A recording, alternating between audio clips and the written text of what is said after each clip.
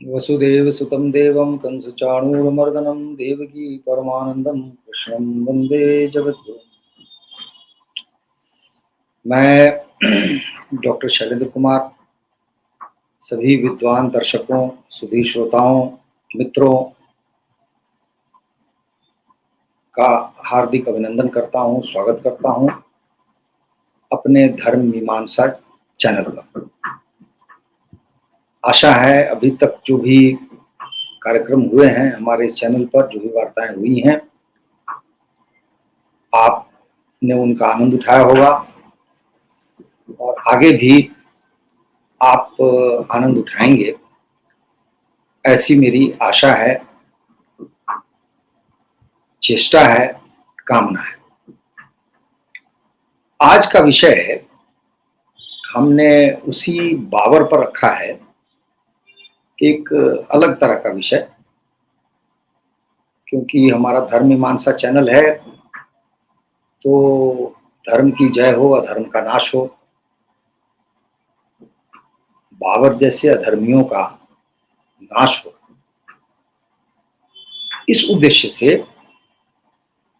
हम उस पर निरंतर वार्ता करते जा रहे हैं।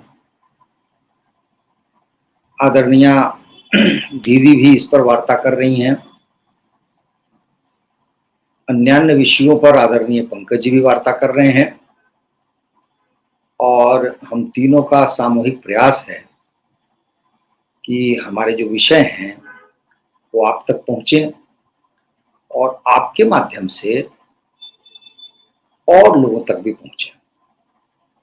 तो आज का विषय बहुत ही रोचक है और विषय यह है कि यह जो बाबरनामा हमने आपको दिखाया है अनेक बार, और इस बाबरनामा को पढ़ करके हमने अनेक विषयों पर आपके सामने वार्ताएं की हैं।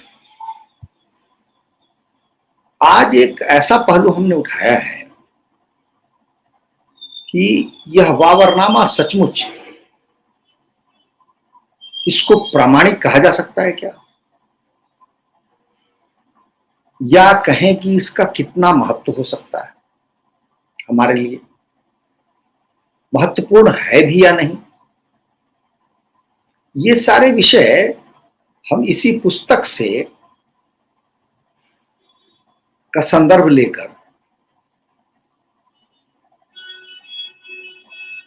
विश्लेषण करके देखेंगे और अंततोगत तो आपको स्वयं समझ में आ जाएगा कि वस्तुतः मैं कहना क्या चाह रहा हूं। पहली बात तो यह है कि इस पुस्तक का नाम बाबरनामा है और यह प्रचलित नाम है, लेकिन हमें भाषा पर ध्यान देना होगा।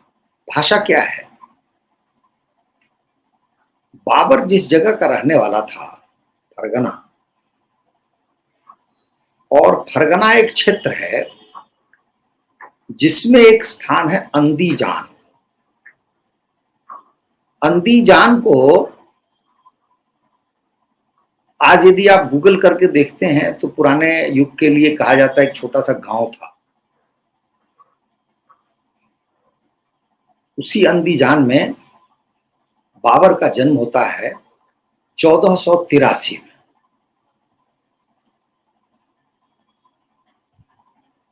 इस पुस्तक में लिखा हुआ है और बाबर ने स्वयं भी लिखा है कि फरगना में जितने लोग हैं वे सब के सब तुर्की भाषा ही जानते हैं, अर्थात उनकी भाषा जो है तुर्की है। और तुर्की जो क्षेत्र है, भाषा है, तो थोड़े से बड़े क्षेत्र में है, तो उसकी अलग अलग बोलियां भी हो सकती हैं। तो बाबर जिस शैली को अपनाता है या जिस तुर्की को का प्रयोग करता है उसका नाम है चगताई। चगताई तुर्क कह सकते हैं उसको, चगताई तुर्की भाषा कह सकते हैं। तो प्रश्न यह है कि बाबरनामा नाम शब्द संस्कृत का है इसीलिए नाम से अनेक शब्द बनाए जाते हैं, नामतः, नामांकन, नाम संस्कार, नामकरण। शुद्ध संस्कृत शब्द है नाम, उससे बना नामा। तो नामा जो है पारसी देश का शब्द हो गया। पारसी देश से हमारा अभिप्राय है ईरान, और ईरान चूंकि हमारा जो देश है उसी का एक हिस्सा है, हिस्सा रहा है लंबे समय तक, इसीलिए भाषाई बहुत साम्य है दोनों में। पंच को वो पंज कहते हैं, जैसे पंज आब, 5 नदियों का प्रदेश पंजाब, इसलिए वो पंज का प्रयोग हुआ, जो हमारा पंच। अन्य भी अनेकों शब्द हैं। राष्ट्रकवि रामधारी सिंह दिनकर ने तो अपनी संस्कृति के 4 अध्याय में सूची दी है, लंबी सूची फारसी शब्दों की, उससे आपको बहुत अनुमान हो जाएगा। तो बाबर नामा का अर्थ हुआ, बाबर नाम और नामा का एक रूढ़ अर्थ यह हो गया कि उस विषय में, जैसे हम चरित कहते हैं, रामचरित मानस या किसी और का चरित्र, तो उस तरह से वो प्रचलित हो गया नाम के शब्द में। तो हमारा ये संस्कृत शब्द नामा में आ गया। तो इस पुस्तक का मूल नाम क्या है? नामा तो तुर्की में चलेगा नहीं, तो तुर्की भाषा में इस पुस्तक का जो मूल नाम है वह है तुजुके बाबरी। तुजुके बाबरी। अब तुजुक जो शब्द है उसके कई अर्थ बताए गए हैं। मैंने देखा कि ऐश्वर्य, वैभव, शोभा। तो एक प्रकार से हो गया बाबर का ऐश्वर्य, बाबर का चरित्र नहीं, बाबर का नामा नहीं, बाबर का ऐश्वर्य, तुजुक से उसका तात्पर्य होता है। तो हुआ यह कि तुजुके बाबरी चगताई तुर्की भाषा में लिखी गई पुस्तक है, और इसका जो फारसी अनुवाद है वो हो गया बाबरनामा। और हमारे हाथ में जो ग्रंथ है, यह ग्रंथ अनुवादक जो इसके हैं श्री केशव कुमार ठाकुर, ये लिखते हैं कि वैसे तो फारसी में इस पुस्तक का अनुवाद हुआ था जलालुद्दीन के समय, अर्थात बाबर के पोते के समय, अब्दुल रहीम खान खाना और कुछ अन्य लोगों ने भी किया था आंशिक रूप से। और ऐसा कहा जा गया है कि ये सारे जो अनुवाद थे पद्य में हुए थे, अर्थात काव्यात्मक शैली में। और इसलिए अनुवादक का कहना है कि काव्यात्मक शैली में होने के कारण अर्थ में बहुत परिवर्तन आ जाता है। तो यहां तो अब ध्यान देने की बात यह है कि फारसी में बाबरनामा कहा गया।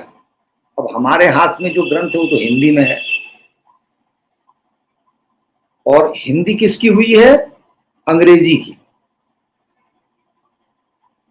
तो अब देखने वाली बात यह है कि तुजुके बाबरी तुर्की भाषा की पुस्तक, जिसका अंग्रेजी अनुवाद हुआ, और उस अंग्रेजी अनुवाद का ये हिंदी अनुवाद है। यह हमारे देश के लिए विडंबनापूर्ण स्थिति है कि यदि तुर्की चगताई में इस रचना को रचा गया, तो क्या हमारे देश के जो मुसलमान हैं, विद्वान हैं, उनको उसका अनुवाद हिंदी उर्दू में करना चाहिए था, जो तुर्की जानते होंगे। अब तो संभवतः मैं अनुमान भी नहीं लगा सकता कि यहाँ कितने लोग तुर्की जानते होंगे। तो इसलिए भाषांतर होने के कारण अब जिस व्यक्ति ने अंग्रेजी में अनुवाद किया होगा तुर्की से, मुझे नहीं ज्ञात है कि उस व्यक्ति का तुर्की पर कितना अधिकार होगा। क्या वह अनुवादक उस मर्म को ले पाया होगा? ये सब विशद अध्ययन का विषय है। हमारे लिए जानने के लिए महत्वपूर्ण क्या है? महत्वपूर्ण यह है कि बाबर नाम का व्यक्ति 1483 में पैदा होता है। उसके माँ बाप उसका नाम रखते हैं जहीरुद्दीन मोहम्मद। जहीरुद्दीन मोहम्मद उसका नाम है, अर्थात औपचारिक नाम वही है, लेकिन प्यार से उसको लोग बाबर बुलाते हैं। अब यहां हमारे लिए आवश्यक है जानना कि बाबर शब्द क्या है। तो आपको आश्चर्य होगा जान के कि बाबर शब्द संस्कृत शब्द बर्बर का अपभ्रंश। अब आप पूछ सकते हैं बर्बर कहां से आया, क्योंकि इसी बर्बर से बारबेरिक बना है और इसी बर्बर से बब्बर बना है और इसी से बब्बर शेर भी कहते हैं। तो जब मैं कह रहा हूं बर्बर शब्द संस्कृत के से है, तो संस्कृत का शब्द क्या आधार है उसका? महाभारत में एक प्रकरण आता है कि महर्षि वशिष्ठ के आश्रम में एक नंदिनी गाय है। नंदिनी गाय बहुत सुंदर, बहुत अच्छी, बहुत अच्छी। एक बार विश्वामित्र वहां पहुंचते हैं, जो कि क्षत्रिय हैं, राजा हैं। नंदिनी गाय की मांग करते हैं। होता यह है कि उस नंदिनी गाय को देखने से पूर्व वहां पे भोजन होता है और बहुत ही स्वादिष्ट भोजन कराया जाता है। उनको उनको बड़ा अच्छा लगता है भोजन। तो उनसे पूछा जाता है कि इतना स्वादिष्ट कैसे है। तो वशिष्ठ महाराज नंदिनी गाय को श्रेय देती है। विश्वामित्र कहते हैं कि मैं ये नंदिनी गाय ले जाता हूं। वशिष्ठ मुनि उनको रोकते हैं, कहते हैं आप मत ले जाइए। तो राजा होने के कारण, क्षत्रिय होने के कारण उनको लगता है कि मैं बल प्रयोग करके नंदिनी गाय को यहां से ले जाऊं। जब वे नंदिनी गाय को लेने का प्रयास करते हैं तो एक बार तो नंदिनी गाय स्वयं ही पूछती हैं वशिष्ठ जी से कि क्या आपने मुझे इनको दान कर दिया या दे दिया? वशिष्ठ जी कहते हैं नहीं। जब वो नहीं कहते हैं तो नंदिनी अपना रूप बदलती हैं और एकदम से उनके शरीर से उनकी आंखें लाल हो जाती हैं, विरोध में, विद्रोह में, और उनके शरीर के अंग अंग से चीन, किरात, बर्बर, द्रविड़ अनेक लड़ाकू निकलते हैं। और ये जो लड़ाकू हैं वो विश्वामित्र की सेना का पीछा करते हैं 14 कोस तक, अर्थात उनको भगा देते हैं, परास्त कर देते हैं। लेकिन उनमें इतनी सात्विकता है, धार्मिकता है कि कोई भी लड़ाका विश्वामित्र के किसी सैनिक पर प्राणांतक प्रहार नहीं करता।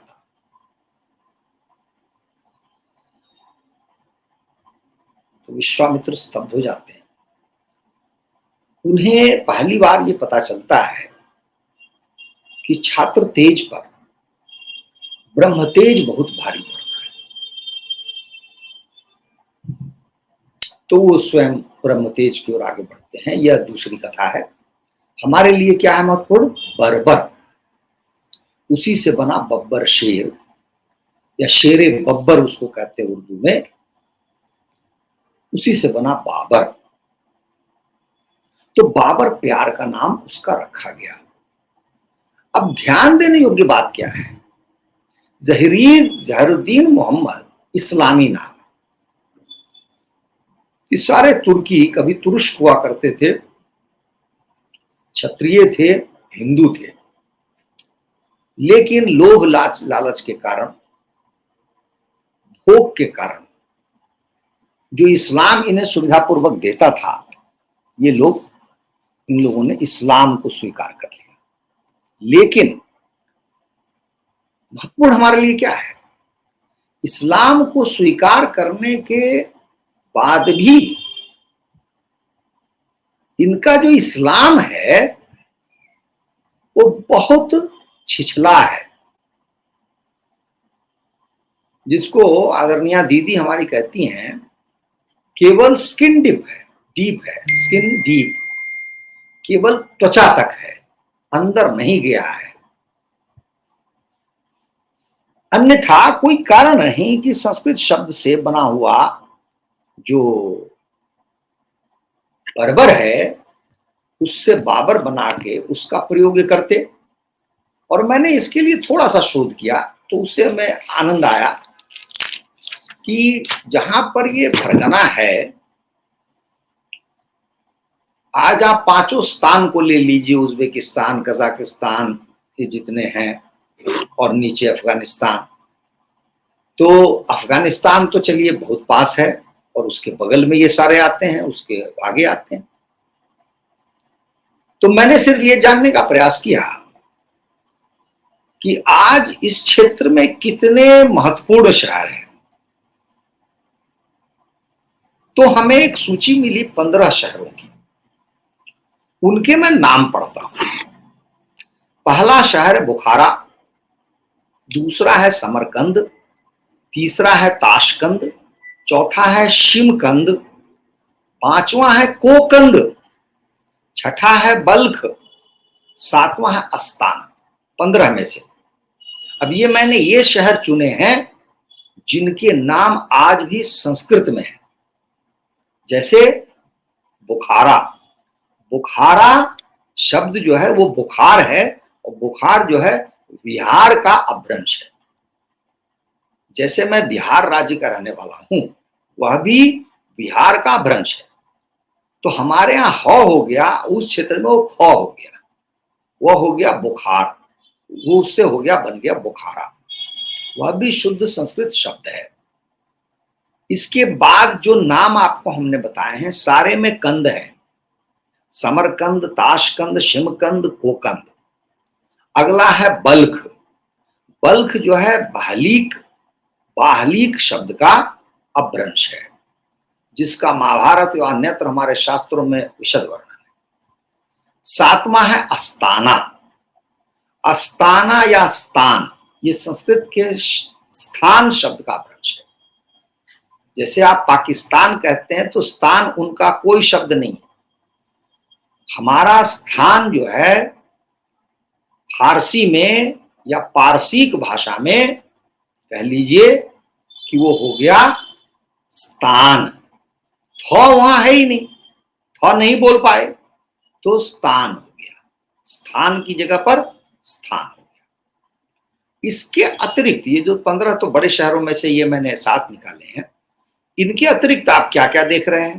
काशगर, जो फरगना से बहुत दूर नहीं है लेकिन आज चीन में है, जो पूर्वी तुर्किस्तान का हिस्सा है।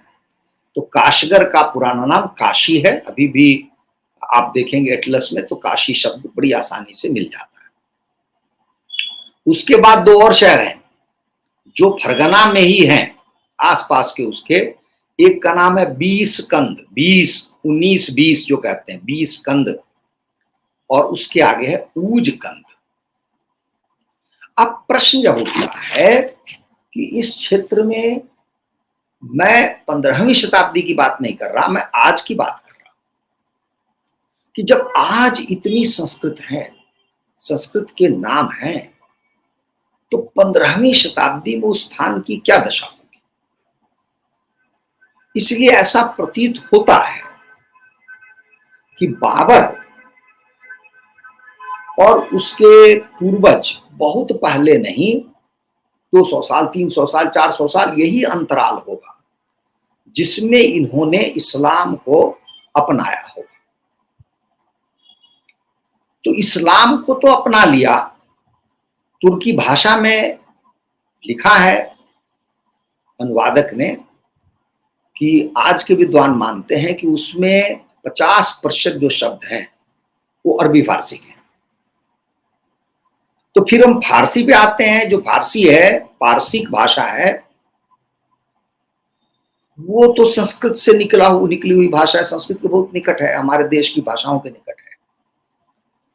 तो इसका अगर मान लीजिए 25% से अधिक ही उसका योगदान होगा, क्योंकि तुर्की भाषा और ये अगल बगल में है, अरब थोड़ा सा दूर है, तो अरबी का योगदान अपेक्षाकृत कम होगा। इस्लाम का जहां संबंध है वहां से अरबी का संबंध होगा, अन्यथा उसका संबंध नहीं। तो हमें क्या दिखाई देता है कि तुर्की भाषा पर भी संस्कृत का प्रभाव है।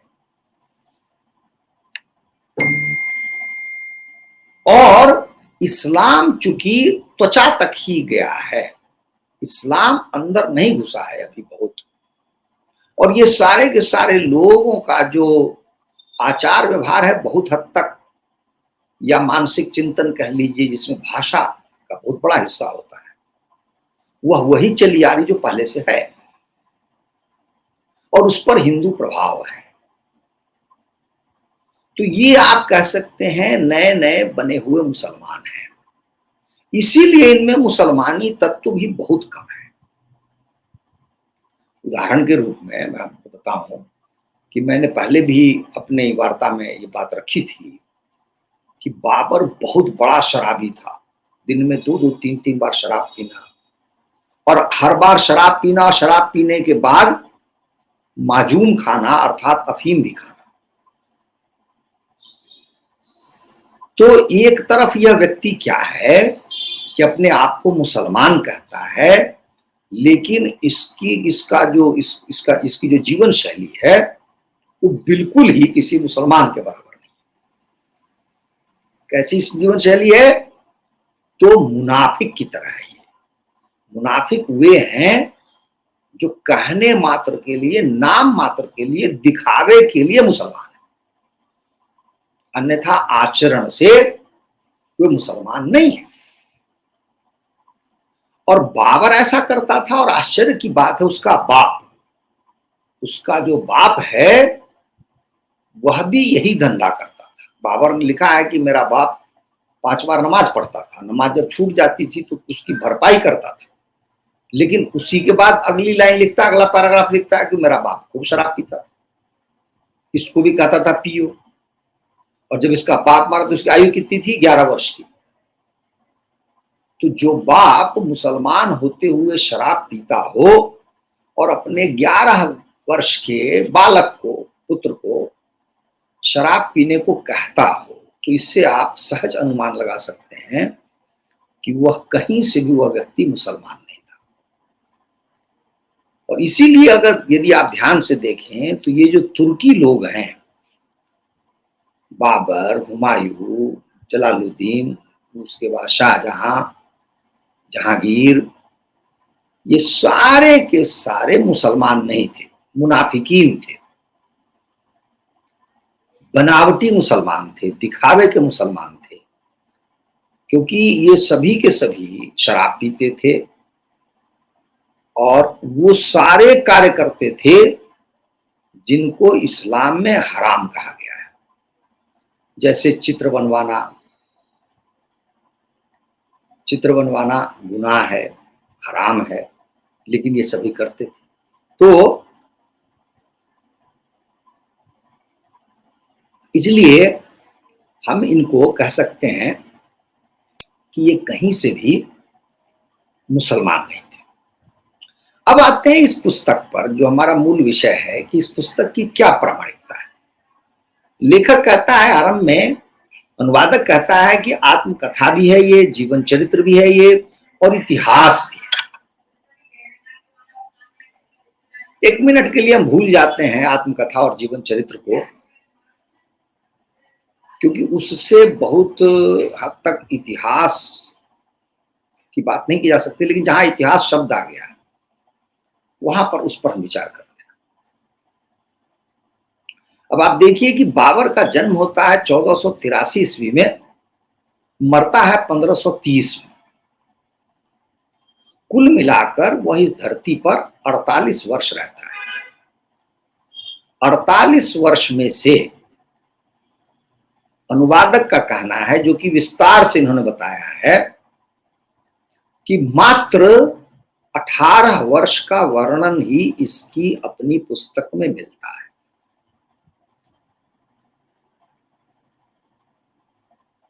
तो 48 वर्ष जो व्यक्ति जीवित है, यदि आरंभ के 11 वर्ष को भी हटा दिया जाए तो 37 वर्ष तो हमारे लिए बहुत महत्वपूर्ण है। लेकिन 37 में से हमें मिलते कितने हैं? 18। तो 19 वर्ष जो हमारे सामने नहीं है, अर्थात जितना है उससे अधिक नहीं है, उससे अनेक प्रकार के संदेह पैदा होते हैं। ये वर्ष क्यों नहीं है? बाबर ने क्यों नहीं लिखा? लिखा तो खो गया, मान लीजिए, तो खोने का वर्णन होता कहीं, जल गया, कागज पर लिखा, गल गया, कुछ भी हुआ, लेकिन कहीं भी बाबर ने यह संकेत नहीं किया है। इससे संदेह और गहरा जाता है।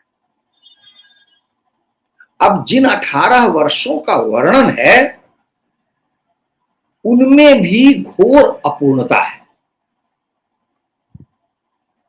जैसे किसी युद्ध का वर्णन हो रहा हो, किसी घटना का वर्णन हो रहा हो, बीच में ही वो वर्णन जो है क्रम टूट जाता है।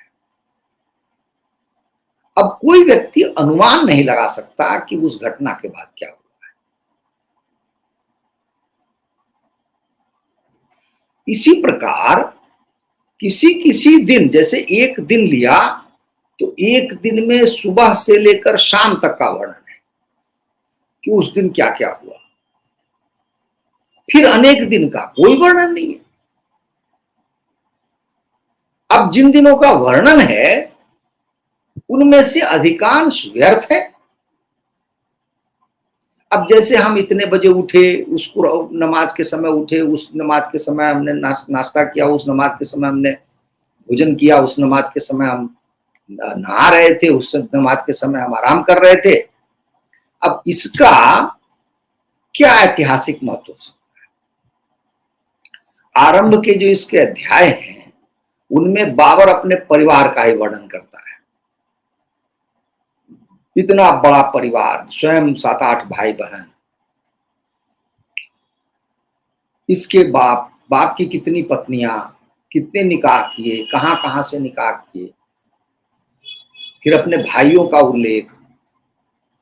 तो ये एक बृहद परिवार का वर्णन होता है, परिचय देता है। उसके बाद इसके भाइयों में, ताऊ में, चाचा में, और कहां कहां कौन कौन छोटा मोटा जमींदार, सुल्तान कुछ बना होगा, उनके अमीरों का उल्लेख है कई कई पन्नों में, कि वो अमीर कैसा था, उसका चाल चलन क्या है, वो बदमाश था, अच्छा था, ज्ञानी था, मूर्ख था, युद्ध कर सकता था, नहीं कर सकता था। इस प्रकार का वर्णन है जिसका कोई ऐतिहासिक महत्व हमारे आपके लिए नहीं है।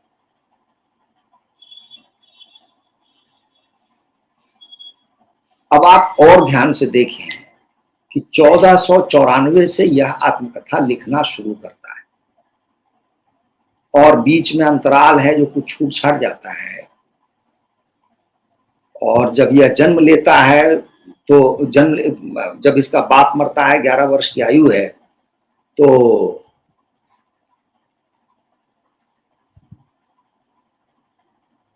वह बहुत विचित्र स्थिति में अपने आप को पाता है, अत्यंत दयनीय स्थिति में अपने आप को पाता है। यहाँ जो अनुवादक हैं वो लिखते हैं कि बाप के मरने पर बाबर का कोई संरक्षक व सहायक न था। इस एक वाक्य मात्र से हमें यह पता चलता है कि वह क्या था। वह अत्यंत साधारण टुच्चा सा आदमी था। अन्यथा एक राजा जो बन गया, जैसा कि दावा किया जाता है, या कहे तो उसका बाप राजा था, तो उसका बेटा, उसके बारे में ऐसा लिखा जाएगा कि बाप के मरने पर बाबर का कोई संरक्षक और सहायक न था। तो किस प्रकार का राजा था उसका बाप, या यह किस प्रकार का राजा हो गया उसका उत्तराधिकारी। तो सच्चाई यह है कि इसके बाप के नाम के आगे शब्द लगा हुआ है सुल्तान। इसके बाप का नाम है सुल्तान उमर शेख मिर्जा। तो यह जो फरगना है, वही शब्द भारत में परगना बना है। वो एक छोटे से क्षेत्र को कहते हैं। उस क्षेत्र में, उस क्षेत्र का आप समझिए अमीर, मालिक, जमींदार इसका बाप रहा होगा, जो कि इसके मरने पर या मरने के समय जो भी क्षेत्र था वह भी ले लिया गया, क्योंकि बाबर के पास कुछ बचा नहीं, और इसीलिए न इसके पास कोई संरक्षक है न इसका कोई सहायक है। तो 11 वर्ष की अवस्था में आप एक अनाथ कह लीजिए बच्चा ये हो गया, और उस समय से जूझता रहा अपने खोए गांव, समाज, क्षेत्र को प्राप्त करने के लिए, लेकिन ये कर नहीं पाता। अनेक बार प्रयास करता है, हारता हुरता है, ऐसे करता हो। तो इसी का जो क्षेत्र है परगना का, उससे सटा हुआ आज का अफगानिस्तान है, और वहां पर काबुल है। काबुल आता है ये 1505 में, और काबुल को जीतने के विषय में भी कहा जाता है कि वो उसको कोई युद्ध नहीं करना पड़ा। अभी तक तो छापा मार करता था, उसके पास सैनिक ही नहीं थे, व्यवस्थित युद्ध भी नहीं कर पाता था। तो एक और यहाँ पर उल्लेख करना चाहूंगा कि सुल्तान बाप था, बाप के विषय में लिखा है, और ये स्वयं लिखता है कि मैं अपने छोटे खानदादा के साथ जब खान के पास गया, खान मतलब है कोई मुगल, उस समय उपहार में मिले हुए मुगल वस्त्र मैं पहने था।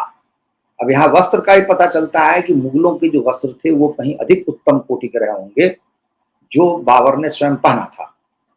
उन वस्त्रों में मुझे देखकर अबुल मकारिम ने पूछा, यह सुल्तान साहब कौन है?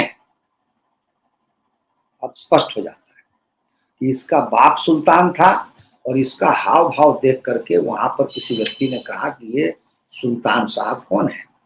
तो ये सारा सुल्तान अमीर कैटेगरी का व्यक्ति था, उससे ऊपर का कुछ नहीं था इसके पास।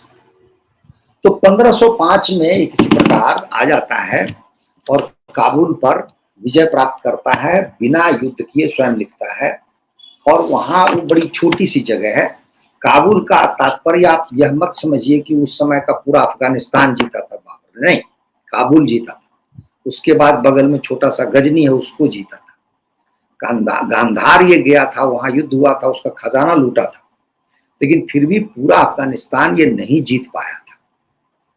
जो भी हो, 1505 के बाद इसका जीवन हमारे लिए महत्वपूर्ण हो जाता है, क्योंकि यह काबुल ही है जहां पर यह बैठ के सोचता है कि यहां हमें वो धन नहीं मिल रहा है, क्योंकि ये लुटेरा था। और ये जो फरगना में इसके सगे संबंधी थे, रिश्तेदार थे, सबको ये पैसा देना चाहता, सारे भिखमंगे दरिद्र थे। तो उस समय इसको अनुमान हुआ, बताया गया कि यदि वो भारत पर आक्रमण करता है, भारत को लूटता है, तो उसको बहुत धन प्राप्त होगा। तो इसलिए 1505 के बाद से ही ये 5 बार स्वयं लिखता है कि इसने भारत पर आक्रमण करने का प्रयत्न किया है। तो अंतिम जो इसका प्रयत्न है जिसमें ये सफल होता है वह है इब्राहिम लोदी को परास्त करता है 1526 में। उसके बाद भयंकर युद्ध होता है राणा सांगा से, जिसमें राणा सांगा का कुछ बिगाड़ नहीं पाता है, और कोई भी राणा सांगा का जो क्षेत्र है उसमें किसी भी प्रकार से ये प्रवेश भी नहीं करता। 3 बार ये स्वयं लिखता है, इतना डरा हुआ है राणा सांगा से कि स्वयं लिखता है कि हम युद्ध नहीं करना चाहते, हम उधर नहीं जाना चाहते, हम आक्रमण नहीं करना चाहते। यह घटना है 1527 की, जिसके 3 वर्ष के बाद बाबर की मृत्यु हो जाती है। तो हमारे लिए महत्वपूर्ण क्या जाता है? हमारे लिए महत्वपूर्ण यह है कि यह जो आत्मकथा है, यह एक ऐसे व्यक्ति से लिखी हुई आत्मकथा जिसका दावा किया जा रहा है। हम यह भी नहीं कह सकते कि यह जो आत्मकथा है वो सचमुच बाबर की आत्मकथा है, किसी और ने लिखी है, क्योंकि कई बार इसमें ऐसी बातें आती हैं जो लगता है कि उत्तम पुरुष की तरफ से लग रहा है, प्रथम पुरुष नहीं लग रहा है, लग रहा कोई तीसरा व्यक्ति बोल रहा, ऐसी भाषा है इसमें एक दो पृष्ठों पर। तो क्या है कि बाबर, आप समझिए कि उसका समाज हिंदू समाज था, वह हिंदू है अंदर से। अभी जो इस्लाम है बहुत अंदर घुसा नहीं है, आचरण में इतनी गहराई में नहीं आया है। अन्यथा ये शराब पीना, अफीम खाना, ये सब बातें चलती नहीं। दूसरा क्या है कि ये केवल राणा सांगा से युद्ध के समय इसका सारा जिहाद और सब कुछ उभर कर आता है। तो हिंदुओं से लड़ने के समय पहली बार ऐसा लगता है कि यह मुसलमान बनना चाह रहा है या परिस्थिति जन्य कारणों से इस्लाम की तरफ गया है घोषित रूप से। अन्यथा बाबर मुनाफिक है, बाबर के साथ के सारे लोग मुनाफिकीन हैं, ये कहीं से मुसलमान नहीं है। और जो आत्मकथा का कथ्य है वो बहुत स्तरहीन है। स्तरहीन में क्यों कह रहा हूं? क्योंकि इसमें व्यर्थ की बातें लिखी हुई, काम की बातें बहुत थोड़ी है। जैसे फलों का वर्णन पन्ने दर पन्ने पर, खेती बाड़ी का वर्णन, अब फल में भी प्रकार का वर्णन, सब्जियों का वर्णन, मतलब आंवला है तो आंवला का गुण भी बाबर बता रहा है कि आंवला खाने से क्या होता है, संतरा खाने से क्या होता है, आम खाने से क्या होता है।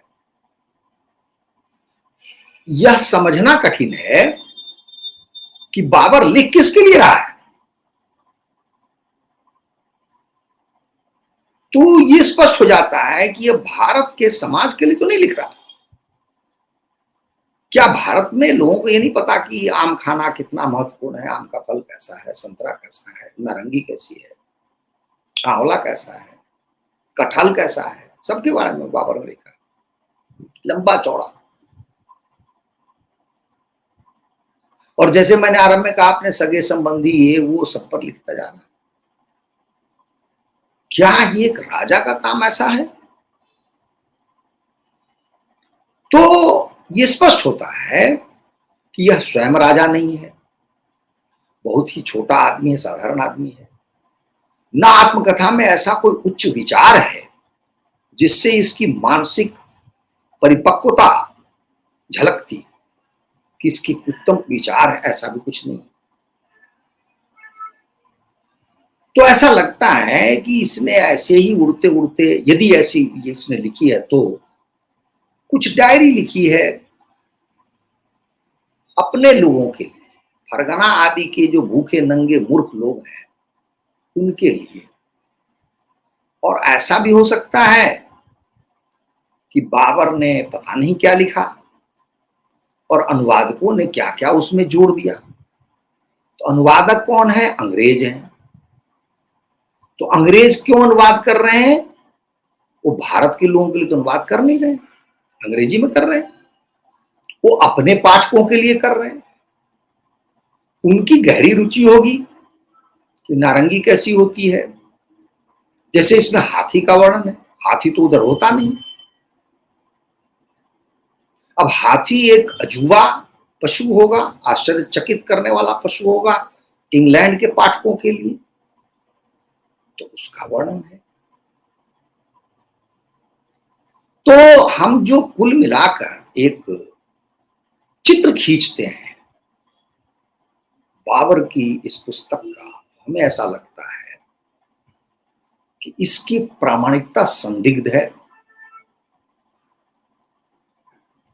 क्योंकि इसमें काम की बात नहीं है, बिना काम की बात अधिक है। 48 वर्षों के जीवन में 18 वर्ष ही हैं जो नहीं है, इतिहास की दृष्टि से हमारे लिए बहुत महत्वपूर्ण है। जैसे 1509 के बाद सीधा 1519 तक का कोई वर्णन नहीं। ये जो 10 वर्ष हैं, और ये 10 वर्षों में, अन्यथा हम ये अनुमान लगाते हैं कि बाबर काबुल में रहा होगा। तो काबुल में वो क्या करता था? क्या राज्य विस्तार के लिए कोई कदम उठाया था? क्या फरगना आदि क्षेत्रों को जीतना चाहता था?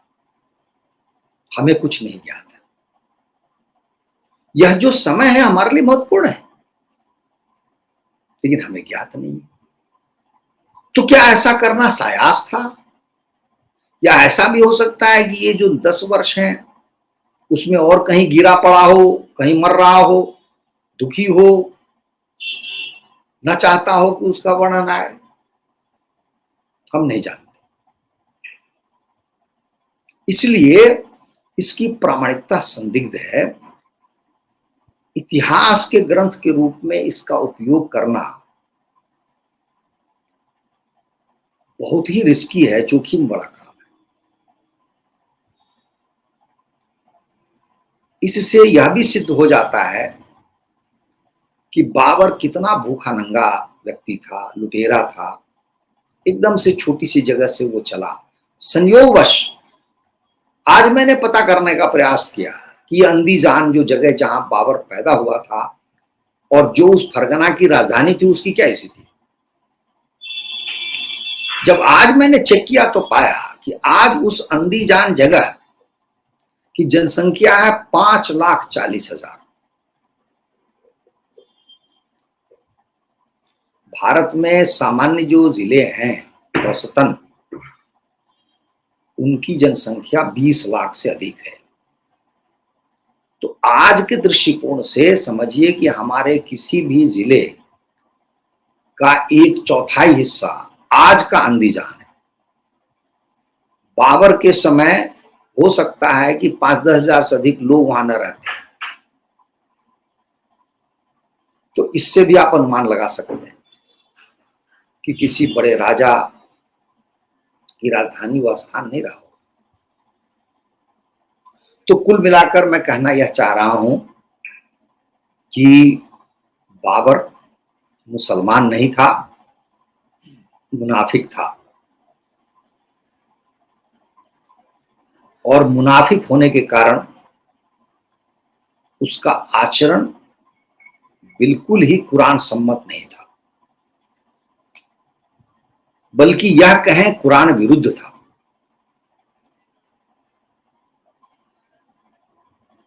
वह जीवन के अंत में थोड़े समय के लिए केवल युद्ध के लिए मुसलमान बनने का दिखावा करता है, उसका चोंगा उड़ता है और उस युद्ध के समाप्त होते ही फिर से अफीम खाना शुरू कर देता है। इसमें एक विचित्र सी बात यह भी दी हुई है कि बाबर ने एक वर्णमाला की रचना की। मैं समझ नहीं पाता कैसे कोई एक व्यक्ति वर्णमाला की रचना करेगा। हमारे देश में एक नहीं 20 वर्णमालाएं हैं। लगभग हर भाषा की अपनी वर्णमाला है, चाहे वो बांग्ला हो, गुजराती हो, असमिया हो, तमिल हो, तेलुगु हो, सबकी वर्णमाला है। लेकिन मैंने कभी नहीं सुना किसी एक व्यक्ति ने वर्णमाला बनाई हो। और इस मात्र एक वाक्य से यह पता चलता है कि यदि वर्णमाला बनाने की आवश्यकता पड़ी तो क्या आपके पास नहीं थी? भाषा के दृष्टिकोण से बाबर इतना दरिद्र क्यों है? वो स्वयं लिखता है कि हुमायूं उसको पत्र लिखता है तो वो नहीं समझ पाता कि उसमें क्या लिखा है, और वो हुमायूं को डांटता है कि तुम बड़े कठिन शब्दों का प्रयोग करते हो। शब्द लाख कठिन हो, अगर भाषा वही है तो हम क्यों नहीं समझ पाएंगे? लेकिन बाबर लिखता है कि मैं नहीं समझ पाया। अब आप समझ लीजिए कैसा उसका समाज है, कैसा कौन उसको पढ़ाया हुआ है कि उसने पढ़ी पढ़ाई की है नहीं की है। क्योंकि 11 वर्ष की अवस्था में तो उसका बाप मर जाता है, वो तो राजकाज में लग जाता है, अपने धंधे में लग जाता है, मारपीट लूट खसोट में। तो जो पढ़ाई की हो 11 वर्ष से पूर्व वही तो पढ़ाई की होगी, या उसके बाद संगत में थोड़ी बहुत पढ़ाई की हो। व्यवस्थित रूप से शिक्षा तो उसने ग्रहण की नहीं हो।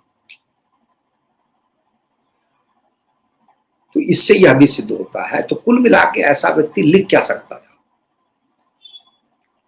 कोई महत्वपूर्ण ग्रंथ हमारे समाज को, अपनी संतति को वो दे नहीं सकता था। इसलिए इस आत्मकथा का ऐतिहासिक महत्व नहीं है, इसकी प्रामाणिकता संदिग्ध है और बाबर एक मुनाफिक है। फिर आगे हम इस पर और विचार करेंगे। आज के लिए मैं अपनी वाणी को विराम देता हूं। आपसे फिर से मिलने का वचन देता हूं और आप सब लोगों से विनती करता हूं कि इस वीडियो को आप लाइक करें, शेयर करें और हमारे धर्म मीमांसा चैनल को सब्सक्राइब अवश्य करें। हमें आपसे और कुछ नहीं चाहिए, यही हम आपका आशीर्वाद होगा हमारे ऊपर, यही आपकी सहायता होगी, क्योंकि हम चाहते हैं संसार को धर्ममय बनाना।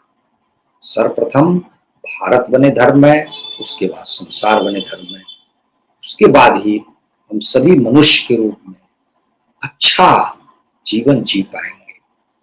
क्योंकि धर्म से सुख होता है, अधर्म से दुख होता है। यह हमारा सूक्ति हमारी यह सूत्र वाक्य है।